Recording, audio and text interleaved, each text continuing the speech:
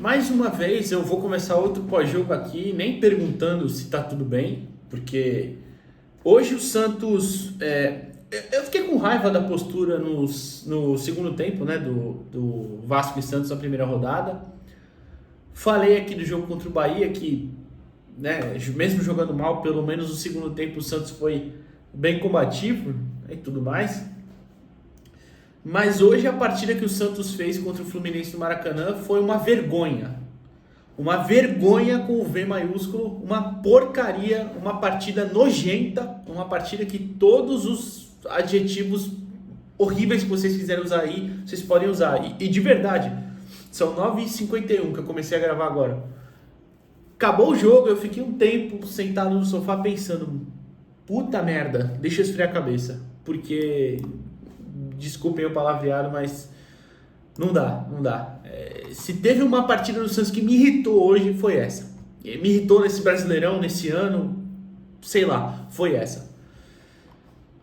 O Santos perdeu para o Fluminense pela terceira rodada do Campeonato Brasileiro e assim, não que o Fluminense tenha jogado alguma coisa que é outra porcaria, com todo respeito, é que a gente é uma porcaria pior. A gente foi uma porcaria pior, conseguimos, parabéns ao Santos Futebol Clube, aos 11 titulares, mais 1, 2, 3, 4, 5 reservas que entraram em campo, mais o Pedro Caixinha e sua comissão, parabéns, a gente conseguiu ser uma porcaria ainda pior, porque o Fluminense não foi nada demais. O Fluminense deve ter dado 2 chutes no gol, eu vou conferir agora ao vivo aqui, não tem problema não. Cadê? Total chutes, 4 no gol do Fluminense, o Santos deu 1. Foi só aquele do Neymar no segundo tempo, com 24 minutos do segundo tempo, aquele chute rasteiro, ridículo, que o goleiro defendeu. O Fluminense deu 4, eu nem lembro, de verdade, eu nem lembro, que foi outra porcaria também, repito. Teve um do Keno, né, um do Keno que ele limpa o Godoy, bate no meio do gol, mas o Brasão defende fácil. Teve um do Samuel Xavier de longe também que não foi nada, teve o gol. E teve algum outro que eu não sei de quem foi. De verdade, nenhum assustou. O gol sai lá de uma porra de uma bola desviada e pronto. Enfim. Mas o que importa é que pelo menos o Fluminense... Desculpa, eu tô até zoado do nariz desde hoje cedo. O que importa é que o Fluminense tentou jogar. O Santos nem isso. O Santos foi covarde ao extremo. O Santos foi cagão, para falar o português, e não quis jogar bola. E o Fluminense, que quis jogar bola, foi lá e arrumou um gol. Desviou, é verdade, mas dane-se, arrumou um gol. O Santos não.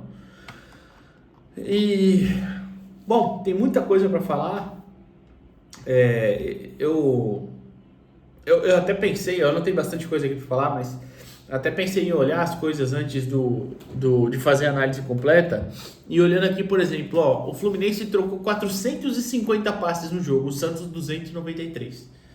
É uma diferença bem grande para um elenco que, se não é um elenco no geral, né, no contexto inteiro muito qualificado, tem bons jogadores. Tem bons jogadores e tem como fazer muito mais. Em que pese que uns também nunca estão à disposição, né? É incrível. Eu vou falar disso aí já quando chegar lá. Mas enfim, a gente segue a 3 jogos sem vencer, 4 se você contar só jogos oficiais, porque aquele jogo contra o Coritiba foi amistoso. O Fluminense, que repito, com todo respeito, porque merece, que venceu a gente, não é nada demais. Venceu o Bragantino na última rodada, eu nem vou contar da Sul-Americana lá, porque aquele time, aquela porcaria de São José que perdeu pra gente 7 lá em 2008, lembra? É um time horroroso. Mas venceram o Bragantino na segunda rodada, venceram a gente hoje, merecidamente, porque jogaram mais. E o Santos segue aí, eu não tô nem falando em classificação, tá? Porque agora não me importa muito, mas a gente tem 1 ponto em 9 disputados. 1 ponto. Próximo jogo é Atlético Mineiro, tá? Que agora em que eu começo a gravar, tava 1-1 pelo menos, com vitória dentro de casa. Mas eu assisti a estreia deles, Grêmio e Atlético Mineiro, eles jogaram bem melhor. É que o Volpi salvou, fez boas defesas e tudo mais. Mas não sei, quando o São Paulo não viu, sei que foi empate, né? Se eu não estou enganado. Mas enfim, é um time certamente também muito qualificado. Tá 2-1 pro Vitória. Eita porra. Enfim, quando eu comecei a gravar tá bom, agora tá 2-1, que se dane nosso próximo adversário, né? Mas para falar sobre a partida, peço desculpa, repito, estou zoado no nariz desde de manhã cedo. para falar sobre a partida, o Santos entrou, repito, com uma postura assim ridícula. A postura do primeiro tempo do Santos foi lamentável. A do segundo já foi uma merda, mas a do primeiro foi uma das coisas mais lamentáveis que eu já vi do Santos nos últimos tempos. O Santos entrou em campo, mudou o time, né? Vale lembrar, igual a gente falou aqui no pós-jogo, foi Brazão, Léo Godoy, Gil, Zé Ivaldo, Escobar, ia falar Zé Smith. Zé Ivaldo, Escobar, João Schmidt, Pituca, Roleiser, na direita Tassiano, na esquerda Guilherme, na frente o Tiquinho. E essa escalação teve uma finalização no primeiro tempo. Eu tô falando assim do que eu lembro, mas eu vou até olhar aqui. É isso mesmo, tá? Uma finalização no primeiro tempo.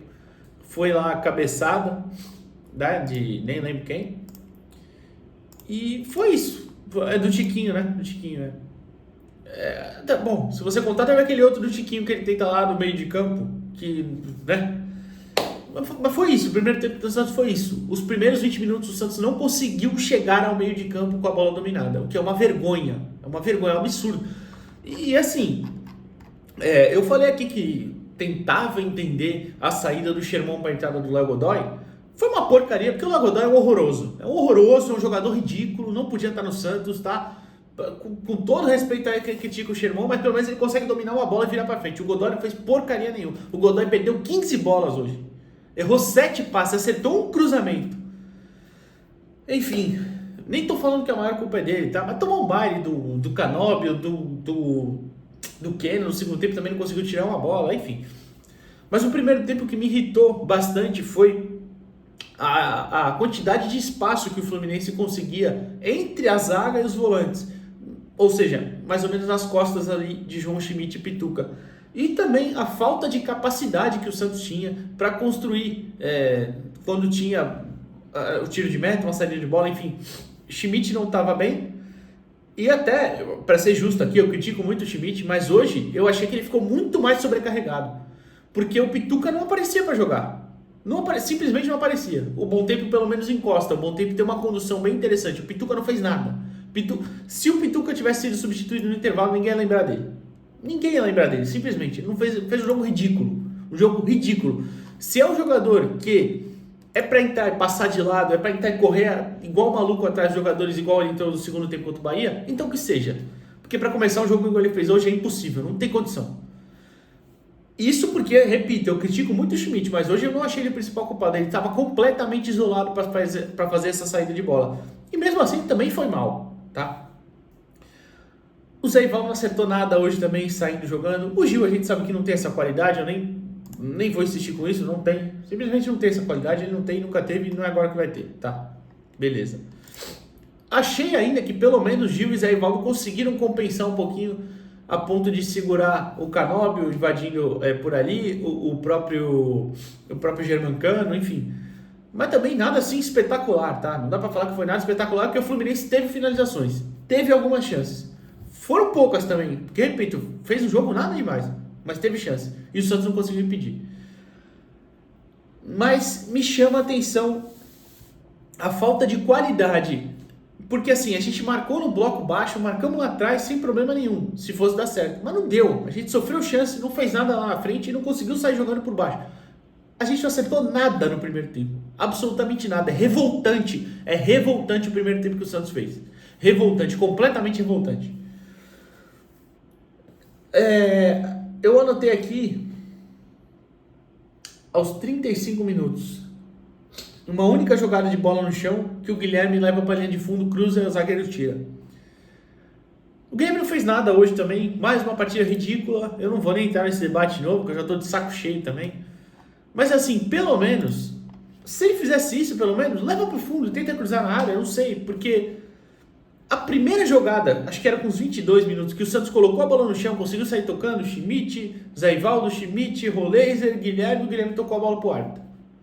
Aí é muito difícil, gente, é muito difícil. Aí, no intervalo, tô respirando para não falar besteira aqui, porque tá difícil hoje, viu? No intervalo entraram David no lugar do Chiquinho, Neymar no Roleiser, Soteldo no Tassiano. Eu faria essas substituições, tá? Eu só teria trocado o Soteldo no lugar do Guilherme para mim, deixaria o Soteldo na esquerda e o Tassiano fechando do lado direito.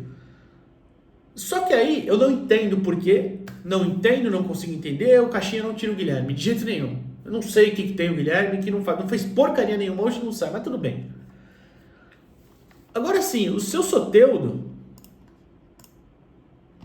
eu seguro muito para falar, porque eu já critiquei muito ele aqui, com razão, porque assim, é um jogador que tem um crédito com a torcida que eu sinceramente não entendo, eu não consigo entender. Não que eu tô falando aqui que é culpa dele ter selecionado, claro que não, forçaram ele errado, porque o cara não treinou a semana inteira, gente. Se ele não treinou a semana inteira, se ele só treinou sábado, por que vai levar ele pro jogo? É óbvio que ele não tinha condição, gente, é óbvio, é evidente. Aí foi lá e estourou o cara. Só que assim, é impressionante que sempre quando a gente precisa dele, ele não tem condição. É impressionante, cara, é impressionante. E eu não entendo a moral que esse cara tem com a torcida. Eu não entendo, de verdade. Eu queria muito entender, queria muito enxergar esse cara tão talentoso que todo mundo enxerga. Eu não enxergo. Pra mim, vive de um 2019 excelente, um 2020 bom e só. É um jogador que ano passado pelo Grêmio teve 11 participações em gols. 11 participações em gols em 40 e... Eu vou até olhar aqui, eu faço questão de abrir aqui. Só um minuto. Em 42 jogos ele teve 11 participações em gols. Esse aí é a solução do Santos? Aí, desculpa, gente. Aí a gente foi pro caralho. Com todo respeito. Desculpa, repetindo, desculpa a palavreada, a gente acabou. Aí a gente acabou. Não é culpa dele, lesão. Não é isso que eu tô falando. Forçaram o cara, é verdade. Mas é um jogador que nunca está à disposição nos melhores momentos. Nunca resolveu nada. Enfim, os que entraram, o David também não foi bem. O Neymar, pelo menos, caiu, né? Pô, Neymar, você vai cair na pilha do Samuel Xavier, Neymar? Pelo amor de Deus também, né? Mas assim, foi o único que tentou buscar a bola lá atrás e carregar pra frente, porque não tinha um com capacidade de colocar essa bola pra ele só um pouquinho mais à frente. Do meio de campo pra frente só, pra ele tentar construir alguma coisa. Não teve um com essa capacidade. Ele tinha que buscar a bola lá atrás. E não foi bem fazendo isso, tá? Não foi. Mas era o único que tentou alguma coisa, pelo menos chutou uma bola no gol. Porque nem isso o resto do elenco teve capacidade de fazer. Depois, aos 23, o Bom Tempo entra no lugar do Pituca, que, como eu falei, se sai no intervalo, ninguém ia lembrar que ele teve em campo. Só lembraram dele porque ele saiu ali para entrar o Bom Tempo. E para mim, no pouco tempo que o Gabriel Bom Tempo esteve em campo, foi muito melhor que o Pituca, tá? Não entendi a saída dele, não faz sentido nenhum para mim. Continuo sem entender. Eu quero muito ver a coletiva do Pedro Caixinha hoje, porque eu tô gravando antes, né? Eu quero muito ver depois aqui para ver a explicação dele. E depois entra o senhor Gabriel Veron no lugar do Soteldo quando ele sai machucado. Ô Veron, pelo amor de Deus, hein, Veron? Sem a mínima condição de estar jogando no Santos no momento. Sem a mínima condição. Eu não sei se é ritmo, se é físico, eu não sei, nem quero saber, mas resolve.